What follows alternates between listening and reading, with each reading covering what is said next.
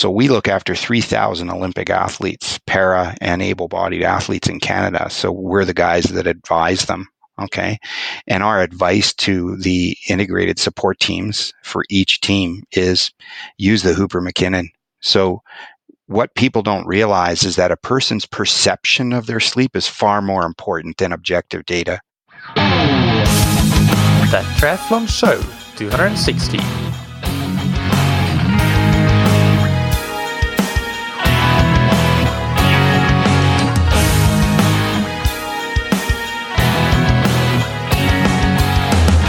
Hey, what's up everybody, and welcome back to another episode of That Triathlon Show, the podcast presented by scientifictriathlon.com.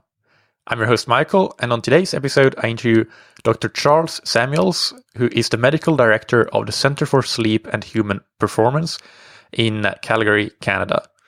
One of his key interest areas, which makes him a very appropriate guest for this podcast, is exploring the relationship of sleep on recovery and performance in elite Olympic Canadian athletes. Related to this, Dr. Samuels has, among other things, developed the Athlete Sleep Screening Questionnaire, which is the only scientifically validated questionnaire for sleep patterns in the athletic population. So he is super knowledgeable in this area. And in this episode and interview, Dr. Samuels will filter through some of the noise surrounding sleep, give practical advice for getting adequate sleep, and also, importantly, discuss why sleep tracking wearables and monitoring, which is something that's very popular these days, may actually do more harm than good almost. So that's a really interesting topic that we get into as well. On my end, I did end up having some pretty significant internet connection issues. I kept losing Dr. Samuels and getting dropouts. I want to apologize to Dr. Samuels for that, because we had to do some retakes and those sorts of annoying things. And also apologize to you, the listener, in advance if it ends up being a nuisance, of course. Carrie, who does the audio editing, has saved my recording screw-ups before, so there's hope that it won't be that bad and we can fix most of this in editing. I really hope that is the case, but if there are any parts where there are issues, apologies for that. Most of it should be fairly good and easy to listen to, I am sure. Before we get into the actual interview, big thanks to our sponsors, Precision Hydration, that you can find on precisionhydration.com. Precision Hydration help athletes get the most out of their endurance performances by individualizing their sodium intake to match their sweat rate and sweat sodium content, which are highly variable parameters between different individuals. You can get help figuring out what your sodium replenishment rate should be by getting a free hydration plan on precisionhydration.com. It consists of a simple quiz of 10 questions that you'll answer. And at the end, you'll get a plan for how much sodium you may need to replace during your races. So check that out on precisionhydration.com. And if you are interested in then trying their electrolyte products that you can choose depending on your results in the sweat test, then do use the promo code THATTRIATHLONSHOW15 to get 15% off your entire order. Or if you just want to try one box or tube, then you can do so for free with the promo code THATTRIATHLONSHOW, all one word, all caps. And big thanks to Roka that you can find on roka.com. Roka first made a name for themselves by producing the Roka Maverick wetsuit line, which is an absolutely brilliant, super fast wetsuit that is maybe my favorite piece of gear or equipment of everything that I have. I would say that it probably is, because swimming is my weakness, but that wetsuit helps compensate for a lot of that. That being said, Roka are now making big waves in the eyewear space, both in terms of performance sunglasses for cycling, triathlon, and other sports like beach volleyball and track and field. But also, Roka now offer prescription glasses, where they are taking the same principles of making everything as good as it can possibly be, focusing on getting every single detail right, a lot of research and development to make the best possible product that you can think of. They have things like home try-on options and customizable options. So even for the pickiest person, there is there is going to be a good option for prescription glasses. So check them out, and you can get 20% off your Roka order with the promo code TTS20 on roka.com. Without any further ado, here's Dr. Charles Samuels. Today's guest on That Triathlon Show is Dr. Charles Samuels. How are you doing today, Charles? I'm very well. How are you? I'm good, thank you. So for listeners that may not have heard of you, can you start by giving us a brief introduction of yourself and what you're doing? Sure. So I'm a physician. I'm a sleep physician with a specialty in sleep medicine, which is what I do clinically, and I'm the medical director of the Center for Sleep and Human Performance in Calgary. And I have dual appointments at the University of Calgary in the Faculty of Medicine and Kinesiology because my areas of interest in research are the relationship of sleep to recovery and high performance individuals. So the two domains of research is one is law enforcement. So looking at how shift work affects performance in law enforcement officers. And then the other, by sheer accident in the mid 2000s, 2005 or so, was with the Faculty of Kinesiology at the University of Calgary, looking at the effect of sleep in athletes who are becoming overtrained. And these were national team and Olympic athletes, mostly swimmers and cross-country skiers. And that transitioned into a over 10-year project of research looking at the relationship of sleep to recovery in elite athletes. Well, that's a perfect lead-in then. Can you tell us a bit more about that project? Sure. In 2005, after more a clinical relationship with the sport medicine physicians at the University of Calgary, who were colleagues of mine that I knew. They were seeing more and more athletes, sort of the late 90s to the early 2000s, sort of falling off the curve. And this would be swimmers and cross-country skiers, sometimes long-track speed skaters, so more endurance-related sports. And they were wondering, they couldn't find any medical problems with the kids, but they were becoming pretty much overtrained. And there was a lot of work going on research-wise with the physiologists there, in particular, Dr. Dave Smith, on, what was happening to these kids. And so they asked me, they knew sleep was important. They didn't know anything about it. They knew me. And so I got involved. And that early, prior to the 2006 Olympics, I was in a meeting with all of the physicians and the physiologists at the sport medicine center there, and the head was Winna Muissa, who's well known and been involved with the IOC for many years on the sport medicine side. Sorry about that. And he proposed that we really needed to develop a screening tool because there was none. And so that's been the focus of my research. And my first postdoctoral researcher did a 2-year finish of a study that took us 15 years to complete, validating the athlete sleep screening questionnaire, which, while it sounds simple, has been very difficult to do. And we've done that. We've published both stages of the validation in the British Journal of Sport Medicine.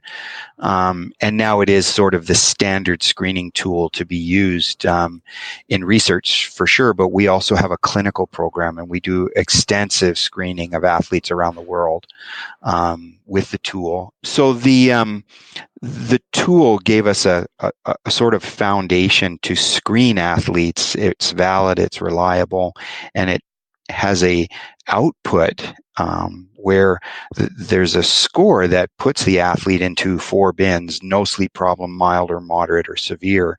And then based on that, we actually push back advice to the athlete or the coaches or the team trainer to say, here's what you need to do. And if you need a doctor, I will actually meet with the athlete online. We have a privacy protected system here in our electronic medical record where we can actually, do a video conference with the athlete and provide them with advice. So in the group of athletes that you tend to work with, if we stick with groups like elite level or younger up and coming athletes like the swimmers, cross-country skiers, and speed skaters, what would be the typical distribution of how athletes would be categorized according to that sleep screening tool? So we're early in the game, but so we haven't done large populations, and you have to understand in epidemiological research, to be confident, you need large populations. And keep in mind that we have so many different sports, some of which have so few elite athletes.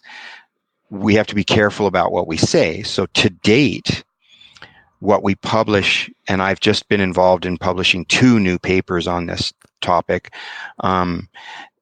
we're saying that the prevalence of clinically significant sleep disturbance in elite athlete populations is probably in the range of 10 to 15%.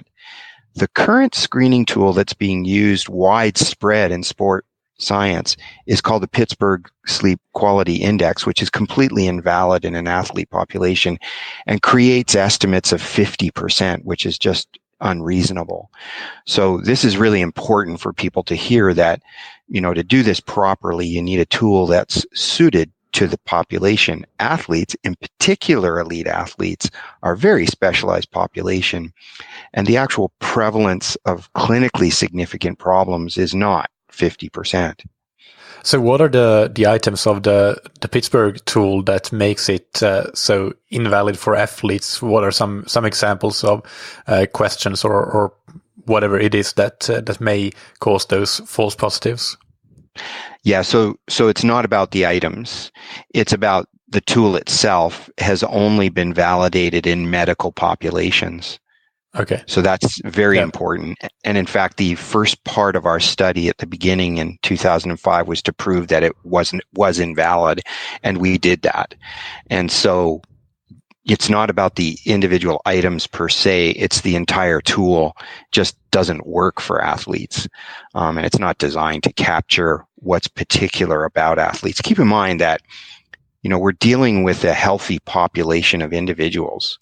So using a screening tool that was designed for psychiatry and medicine doesn't make sense in the first place, just fundamentally. Does your tool make sense for the majority of the listeners of this podcast that would be amateur athletes? Typically, we would have a population of maybe the majority of listeners would be 30 years and up, or at least 25 years and up, although we have younger listeners as well, obviously, but the majority would be your typical amateur age group athlete. Is it still valid? Because they are training a lot, but they also have a job and a family, and it's not their main job to be athletes.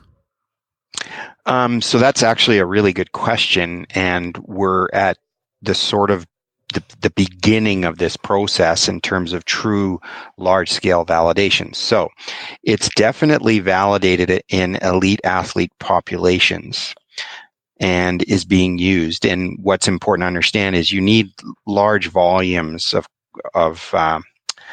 data points to continue the validation process. And that's just in athlete populations to really refine the validation of it. When it comes to non-elite athletes, so in your case, you would have people training for a triathlon, for instance, and it would be general public, and they could be at a very elite level. So what we have done in an effort to begin that process of validating in the general population is, for instance, we screened 1,000 marathon runners at the London Marathon in 2016 or 17, I can't remember. And that's a paper we're about to publish, and that'll give us some data and allow us to then talk about validation in those populations. Having said that, the fact is that there is no other screening tool. And so this is the tool that exists in the world. And it's important. We've just finished writing a consensus statement for the British Journal of Sport Medicine. And that's myself with about 10 other experts around the world covering every aspect of sleep and elite athletics. And there's only 2 screening questionnaires that are really useful in athlete populations in general. True validation is a process that requires, many years, large populations, and we continue that process. But I don't think that it really affects the validity of using that in, for instance, your training population. I work with a the same kind of training group as you run there. My coach looked at your website yesterday, and it's a very similar population. And we use that for the athletes in this group. And their age ranges from, sort of 20 all the way up to almost 70. And they're Ironman training, half Ironman training people. And so we're using it across the board now. Because it is, first of all, the only tool, and second of all, will eventually be validated and adjusted accordingly as time goes by, which is the normal process of research. Got it. So what is the process then for going through the tool or using the tool right now? How is it available? And once you sort of get your results, what are the next steps? Is it really just a screening to see if you have any problems? And it's a sort of binary decision that if you have problems, see a sleep specialist, or what are the potential outcomes of using the tool? Yeah, so it's not binary, and that's really important. So what we have is a link, and I think I sent you that link yesterday in an email that takes you directly to the screening questionnaire that you can fill out for free on our website, and it will pump back a letter with your results. And with those results, you'll get advice. Okay, your score is 7, you're fine, here are the things you need to focus on. Or your score is 15, you're not fine, you should see your doctor, or you should see a sleep specialist. And at least it gives the athlete a sense of, one, yeah, I have a problem, and two, the experts are recommending that I either see my doctor and talk about it, or I try and find a sleep specialist. Yeah, okay, that makes sense. So if we back down a little bit and talk about the general impact that sleep or insufficient sleep, or whether it be quality or quantity, what impact does that have on athletic performance if we start in that end? So that's a very complicated question that we've just done a fairly systematic review of. And to be quite honest with you, the evidence from a research perspective is limited based on poor research methodologies over the last 20 years. So one of the things we're arguing for is to standardize research methods. Having said that, in the world of sleep science and circadian rhythm science, it's fairly straightforward that if you reduce sleep or disrupt sleep or do both, you affect performance. So that's inarguable. And then it's a question of, well, what about an athlete? Because they tend to be highly resilient. And so they might tolerate sleep disturbance more than the average person, but is that affecting their ability to perform? So these are the research questions that ongoing we're working on. We're developing better strategies like screening tools, understanding whether wearables really help us or not, which is a question that you have later.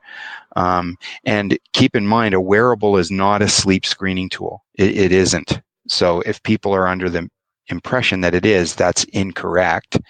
The other thing is that a wearable cannot detect sleep stages in spite of what they tell you. So those are very important things. So that is somewhat misleading information that you get from wearable technology. So I think as we go forward, we're going to learn more, but for sure, cognitive performance is affected by sleep disturbance. Cognitive performance is affected by circadian rhythm disturbance. So in other words, training out of your sleep phase.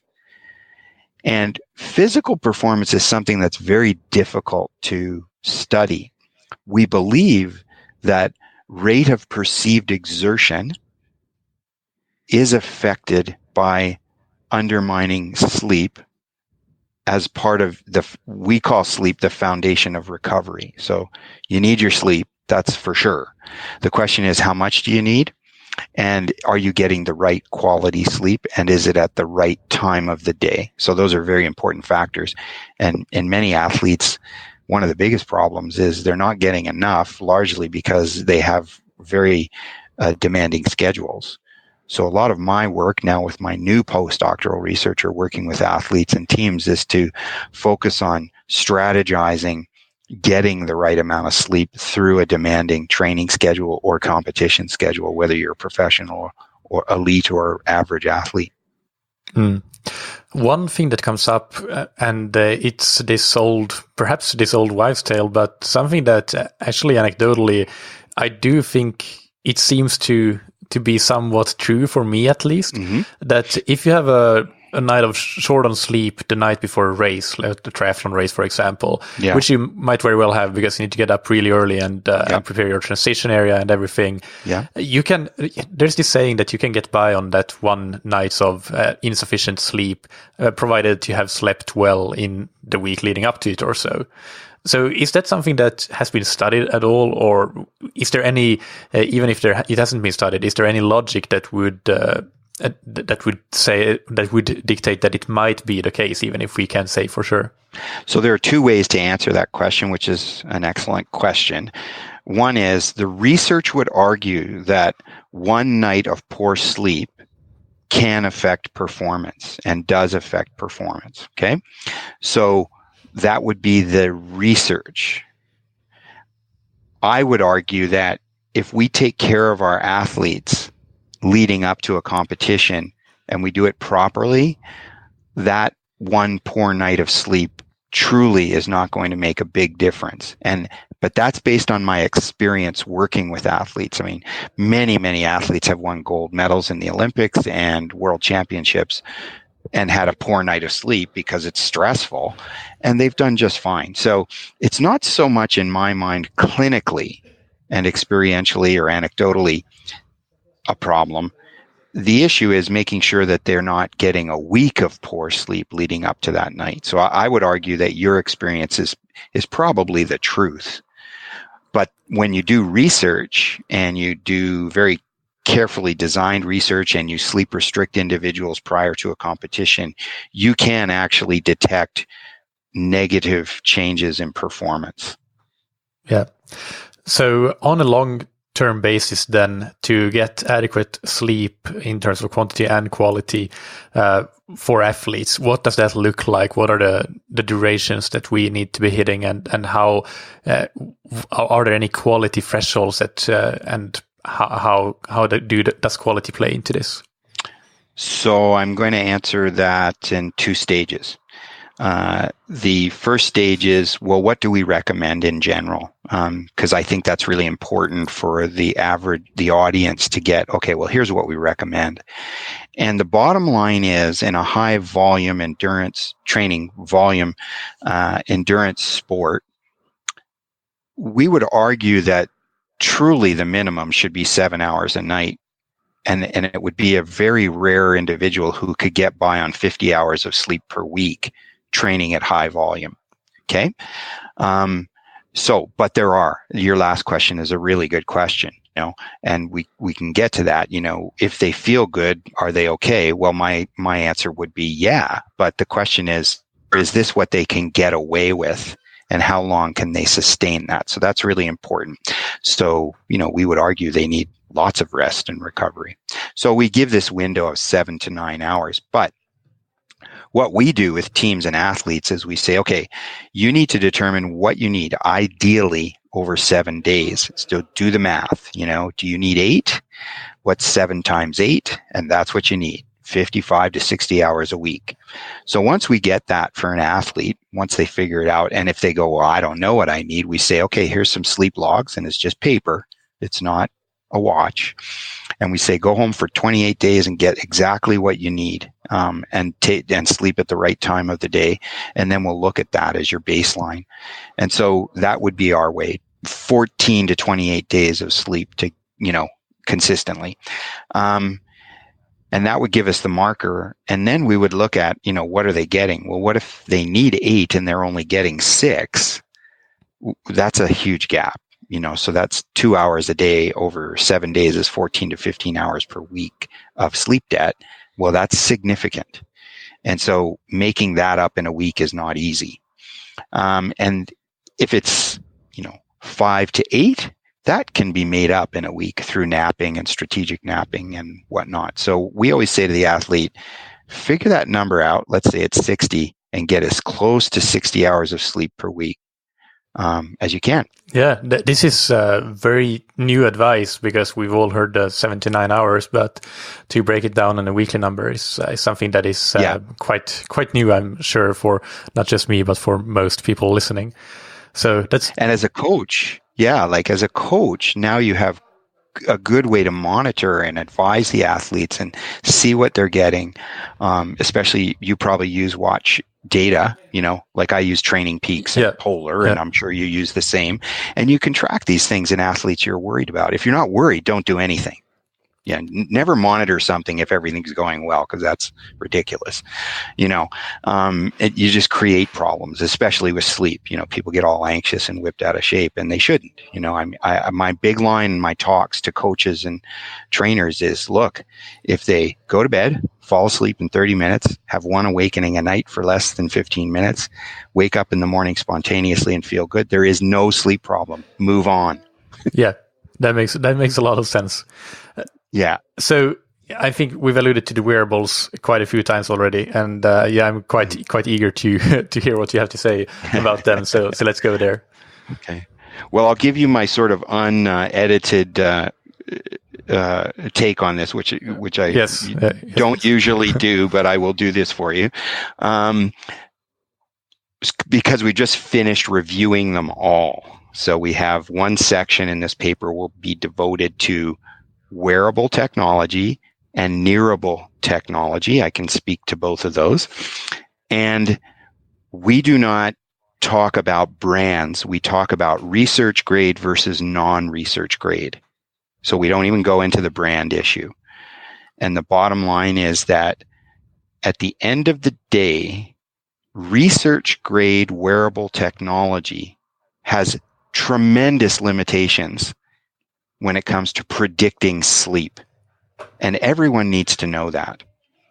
Most of the devices your folks are using are not research grade devices. They're what I'm using in my Polar watch, which isn't a research grade device.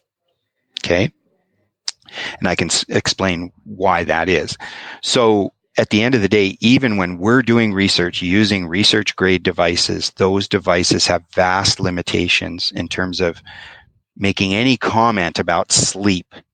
We can talk about rest, wake activity, but not sleep. And so we can look at patterns of resting and whatnot, but these devices do not predict or capture actual sleep. And it's really important to know that, so that people understand these limitations, and and more so, they're less accurate, even more, in people who have sleep disturbance. So in other words, in the population we really care about, they're even less accurate. So if you have no sleep problem and you use a wrist activity monitor, it's probably giving you good information.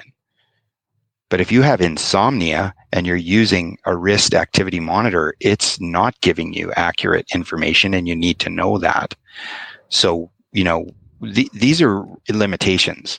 And I don't know what specific questions you might have around this, but that I want to make that point.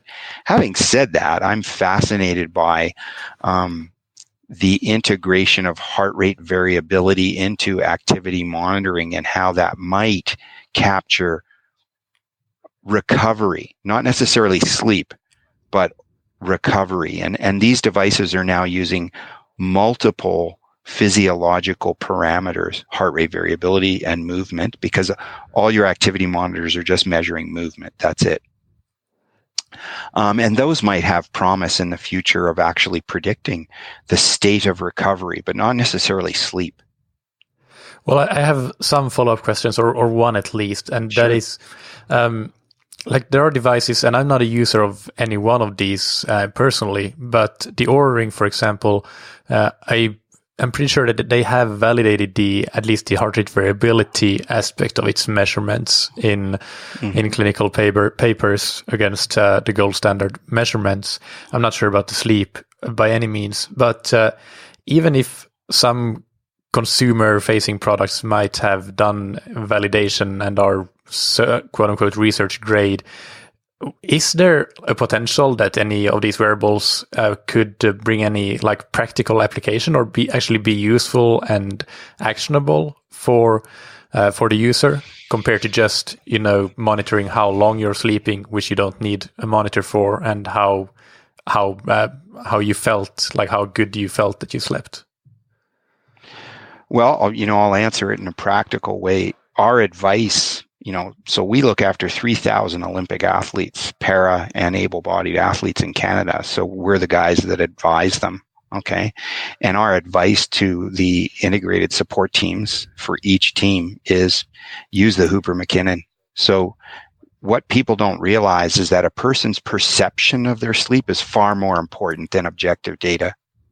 So this whole fuss over getting objective data and validated data on sleep and whatnot from these devices is actually not as critical as getting the person's perception of the quality of their sleep, because that actually has more meaning. And we've known that for many, many years. That correlates well with finding abnormalities on the polysomnogram, the objective gold standard of sleep testing. So that's one thing. So we really talk a lot about using paper monitoring or, iPhone, kinds of things that are automated. And the trackers or the monitors are just used to support the information we're getting from the athlete. So I think that's really important. That's what we would say the role of monitoring or tracking sleep is. So I think, my coach works with each athlete and he says, we're having problems. You don't seem to be able to sustain performance. What's going on? Well, I'm not sleeping. It's a busy time. It's Christmas. Then he might monitor sleep and look at the sleep data and see if it matches the poor performance or poor recovery. But that, requires some education on the coach's behalf. And certainly at an Olympic level, the coaches don't give a damn about they're not going to do that. They want someone else doing that. They've got way more important things to do than monitor someone's sleep. So we help them with that and whatnot. And we can give them advice and say, maybe it's time to back off on the volume because the kid's really only getting 6 hours a night. They're training way too early in the morning. There are all kinds of things that we talk about. Swimming would be a perfect example of that. Maybe you need to stop the morning training for a month and let the kid recover and then see how they do going back. Those triggers come from their performance metrics. Are they declining? Yeah, that makes a lot of sense. And then you can make adjustments accordingly. So when it comes to athletes that might have challenges getting adequate sleep, what are the main reasons for that and what might be the potential remedies? So I think the most common problem we see is insomnia. So difficulty falling asleep and staying asleep, usually stress related, sometimes volume related. So athletes have two responses to high volume training. They can either end up with excessive sleepiness and sleep way too much, or they end up with insomnia from a state of hyperarousal just from training. And it resolves as they adjust and recover from their high volume training load. So those are two normal responses to high volume training. If a person develops insomnia in that phase, it's kind of normal and they will trend out of it and they'll usually be quite fine and have got the training response expected, etc. So we don't want them to be all freaking out that they're not sleeping. But insomnia is the most common clinical problem we see. We treat it behaviorally. We have quite a dense behavioral sleep medicine program with one clinician who deals with athletes here. And we actually do a lot of work with Red Bull on the esport side. So in video gaming, because they have terrible sleep problems. So we have quite a good program that addresses those issues. It's important to know that the most common sleep disorder that is seen in athletes is in power athletes, so football, American football, where they have sleep apnea because they're large. So rugby, football, bobsleigh, large necks, these guys have sleep apnea. The prevalence is, probably around 5%, if not a little bit higher. And so that's really important to correct because it can seriously undermine training and recovery. Yeah, and what about the other challenges in addition to insomnia, training volume, like or other reasons for insomnia? Like, for example, what role does screens play into this, and things like caffeine as well? If we get into that, and as well as work and life related stressors, can you talk a little bit about those potential other reasons? Yeah, absolutely. So at the end of the day, the bottom line is time. There's only 24 hours in the day, and that ain't changing. And people need to sleep. So let's assume it's 7 to 8 hours. You've only got the remaining time to train, look after your family, go to work, go to school. And so that becomes an extremely compressed scheduling or management issue. If you add on screen time, you blow it right out of the water. Our biggest problem with athletes today, screen time, which is why I started working with Red Bull, because I wanted to understand the nature of this beast in the most elite athletes, and I call them athletes, I do, who are sit in front of screens 14 hours a day. Man, you want to see sleep problems. Those kids have sleep problems. So technology has really interjected a major problem for us. So a lot of our education goes to making the athletes aware that they have to limit their screen time severely. A lot of our athletes, because they travel internationally, that's how they communicate with their family. And we have to talk to them about that kind of stuff, because it really gets in the way of their rest and recovery. So screens are huge. Caffeine and energy drinks would be the next. And so strategic use of caffeine, I think, has an embedded understanding within elite athletes. Like, they understand that caffeine can't be used indiscriminately, because it won't enhance performance. So the question is, are you using the caffeine for performance, for fatigue, or for alertness? And what's the timing of the consumption of the caffeine? Because that will seriously affect your sleep. And so in hockey players, it's a problem because they consume tremendous amounts of stimulant beverages prior to games, professional hockey players. And that really affects their ability to sleep after game. So their sleep times are like 2 a.m, 4 a.m. Then they have to get back on the ice in the morning. So these are problems that we deal with a lot. So I think strategic use of caffeine, limiting the dose, being careful about the timing is critical. I would say energy drinks have no place in this, certainly in high performance endurance sport. It just doesn't. It's a really bad idea. On a normal training day, not a racing day, what's your advice about caffeine on that kind of day? Yeah, I think morning. So in the average athlete who's training, let's say for an endurance sport where they might have 1 or 2 sessions in a day that are maybe, 60 to 90 minutes each. Yeah. I think caffeine prior to training is fine. 200 to 400 milligrams would be, the range typically if they're using a coffee. And that would be it. But keep in mind that caffeine has an 8-hour half-life. And caffeine suppresses the drive for sleep. That's how it works. It's not a stimulant per se. So the more caffeine you drink, the closer to bedtime, it will suppress your ability to sleep.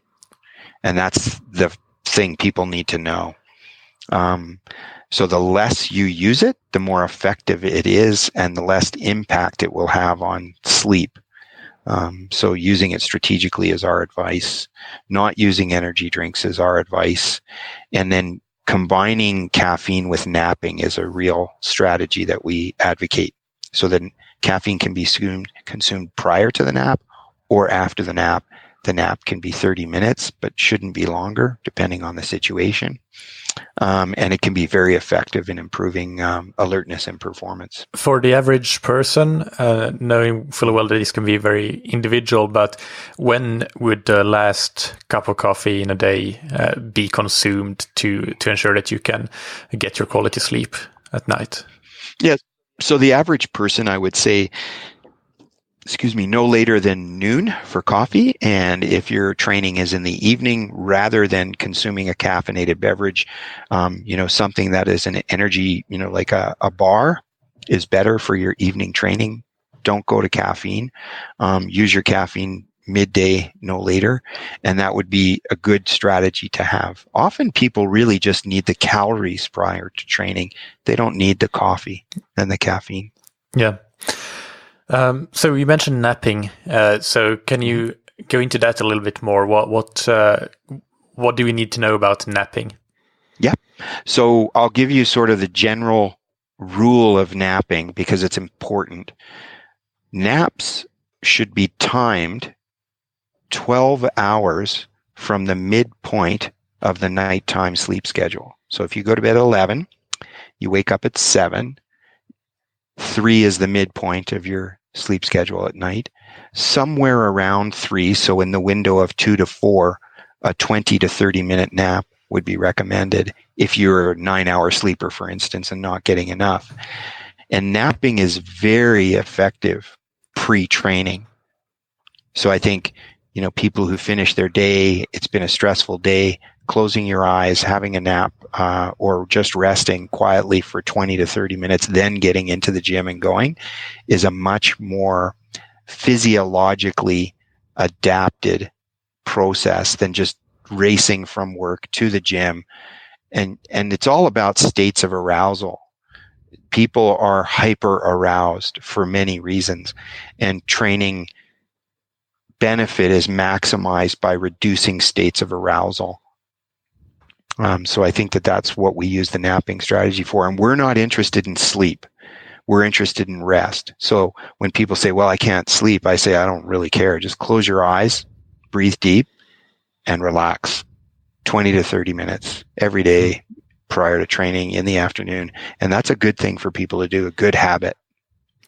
And the caffeine before naps, that would generally be if you have a nap that is a bit earlier in the afternoon, and you know that you can still fall asleep well later on in the evening. Night.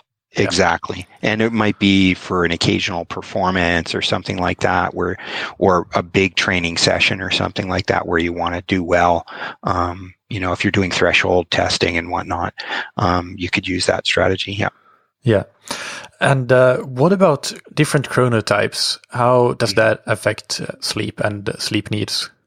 So that's really important, and people don't understand what a chronotype is generally. So it's important for people to know whether they are a lark, so that's someone who likes to wake up early, sort of 5 a.m., ready to go, 5 to 6 a.m. A night owl, those are people who can't fall asleep before sort of 1 or 2 and like to sleep in till around 9, or whether you're neutral, the old classic 11 to 7 person. And you really need to know who you are, because if you're a night owl training in the morning, we know very good research has been done to show that pattern is not productive from a training perspective. And it can lead to overtraining or under recovery. So this is really important. And our biggest problem is in night owls. Everyone else is pretty fine. But knowing your chronotype really determines how we manage your sleep and your training schedule as an athlete. So if there's a swimmer who's a night owl, we either correct their sleep phase, which is what the sleep doctor does, or we change the training. It's one or the other. But you don't keep training them at 6 a.m. when they're not even awake until 9. That's a bad idea. So correcting sleep phase, that means that essentially they're becoming a lark, or they can at least adapt the sleep phase of a lark. Yeah. So we do this all the time. And this is most common in the adolescent population. And so I think the thing that people need to know is that in the adolescent population, they have a natural delay in the sleep phase. So they become night owls, and that's almost 20% of the average teenager. And so training schedules should take into account age. And of course, at the elite level, that age group, the adolescents, are the ones that we're hoping to be podium athletes in their 20s. So we want to take care of them. And in fact, that was one of the reasons I originally got involved, is that it was in that age group that the swimmers were starting to fall off the curve. The docs were seeing them overtrained, and a lot of them were only getting 4 to 5 hours of sleep a night with very high volumes of training, 2 swimming sessions per day, and starting in the pool at 6 in the morning. And of course, this just doesn't work. And we know that. One is the performance isn't optimal, and 2, they just become overtrained. So I think those are things to be aware of. In our job as sleep docs is we have many different manipulations for correcting the sleep phase, possibly allowing them to do morning training or changing the training schedule. But I have to work with the coach then, because the coach is the one who decides, what's the limit. Yeah, of course. So, and the final question on my list is one that you mentioned already, and that's the question about, which I actually get quite a lot from listeners, that say that they're feeling well, they're feeling as if they're feeling normal and recovered and can perform in training, but feel that but they are still sleeping 6 hours per night, and in some cases I've had questions where it's 5 hours per night. That would be on the more extreme end, but I've had those questions. And they're wondering whether they might be exceptions to the rule of how much sleep is actually needed. So can you comment on that? Yeah, and I think, yes, there are exceptions. There are very, very few exceptions. It depends on age. So if that person is 20 years old, they have no idea what they need, because they have an engine and a tank that's so full of gas, they can drive themselves right into the ground. So it's the coach's job to determine whether, in my mind, whether the athlete really has got a misperception of what's going on. And it is this state of hyperarousal that people are completely unaware of, that's enhanced by technology. So people believe that they can perform with very little sleep, and that's not true. So there will be a fall off the curve at some point. So if this is an athlete that the coach trusts, that the coach is seeing they're maintaining and sustaining their performance. So I said that was the last question, but I have one more, because you mentioned technology and that triggered something that we discussed earlier with screens. Do you think it's the screen themselves and the blue light that is the problem, or do you think it's as much what we're doing on the screens with social media, notifications, and all this crap that's going on with technology that is such a big stimulant and arousing factor in our lives? Can you comment on that, whether one is a bigger problem than the other, or if there's absolutely both? Yeah. So I think that's really important to understand. So when it comes to technology, there are 2 things. One is the light and the impact of light, and that's actually being called into question, how impactful that is now. So that's one aspect of it. So let's assume that it's true. When you expose yourself to the wavelength and lux of light that come off a screen, not a television set, but a screen, it can dampen down melatonin. Now, we have screen blockers, and this is something we advise everyone to use, is the standard screen blockers that are on your phones and your tablets, and they do work, and they're quite effective. But more than the light is, in my mind, the interaction with the device. So your second point about social media, etc.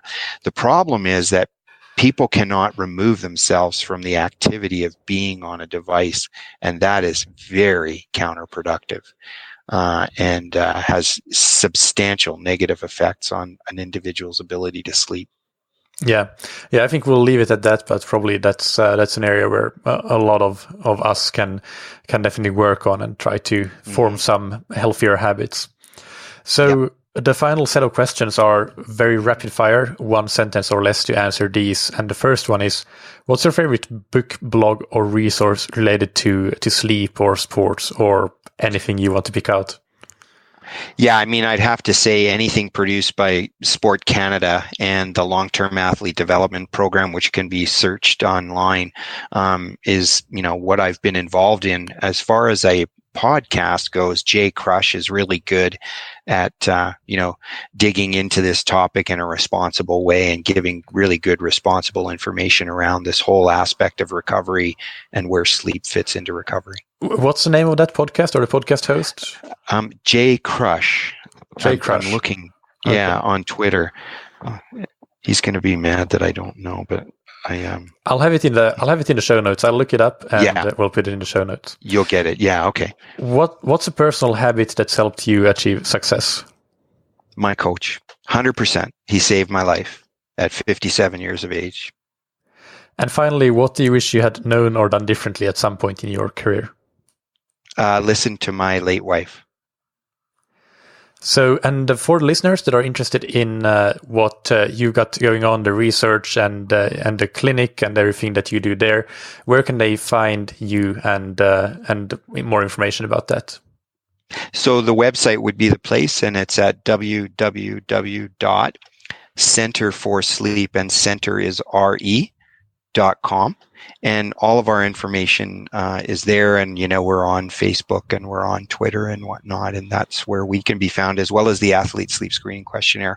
I had sent you the link to the actual questionnaire. Yeah, we'll have that in the show notes as well, and the link to the website. Yeah. Thank you so much, Charles. It's been a pleasure talking to you. I'm sorry for the interruptions with the Wi-Fi and everything, but we'll get it stitched together somehow, and it will be an episode. Thanks very much. Hope that you enjoyed that interview with Dr. Samuels. You can find the show notes for this episode on thattriathlonshow.com, including resources that we talked about and some other ones that I will mention just now. But importantly, the Athlete Sleep Screening Questionnaire will be there.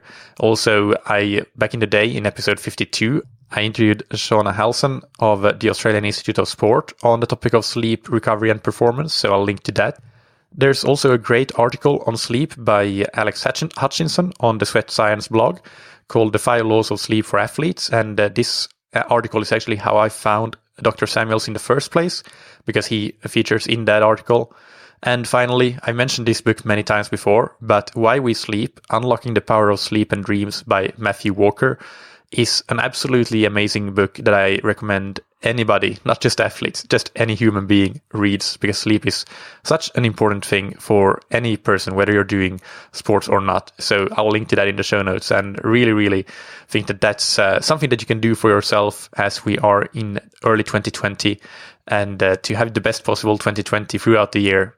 Get that book, understand the importance of sleep, understand how to make the most out of your sleep, and you will be performing on such a higher level. If you are preparing for any races this season and you need help or guidance with that, check out scientifictriathlon.com. We have everything from ready-made training plans to top-class individual coaching. So depending on how much help and guidance you need, there is a level for you. And whatever option you go for, we are very confident that you will improve your performance and get help to achieve your 2020 goals. Big thanks finally to our sponsors, Precision Hydration, that you can find on precisionhydration.com. Get a free hydration plan by answering their quiz, and that will help you determine how strong of a sodium concentration you should take in your electrolyte beverage in training, and in particular in racing, and especially so if the races are long and hot, where hydration is going to be absolutely mission critical. Use the promo code ThatTriathlonShow15 to get 15% off your entire order. And big thanks to Roka that you can find on roka.com. Check out their wetsuits, tri-suits, swimskins, goggles, high-performance eyewear, and prescription glasses. And use the promo code TTS20 to get 20% off your entire order. Thank you, as always, for listening. Keep training smart and keep loving triathlon.